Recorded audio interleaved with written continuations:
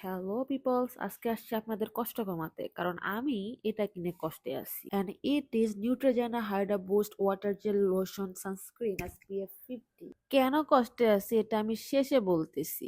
এটা একটা light weight এবং হাইড্রেটিং সানস্ক্রিন। এটাতে আপনি UVA এবং UVB দুইটারই প্রোটেকশন পাবেন এবং অয়েল ফ্রি একটা সানস্ক্রিন।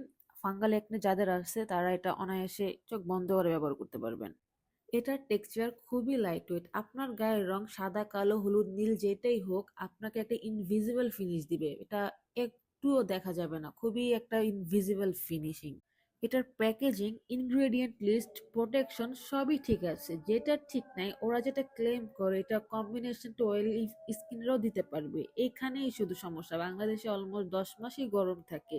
আর গরমে এই সানস্ক্রিনটা দেওয়া একটা ডিজাস্টার ছাড়া কিছুই না।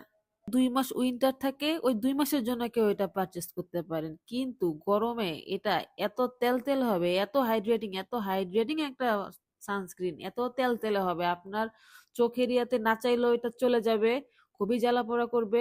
মুখের ভিতরে লাগলে মুখটা একদম ফুল তেতো হয়ে যায়, মানে খুবই পেইন একটা সানস্ক্রিন। আর সানস্ক্রিনটার প্রাইস রেঞ্জও যথেষ্ট হয়, 1700, 1800, 2000 টাকা এর মধ্যে আপনারা পাবেন।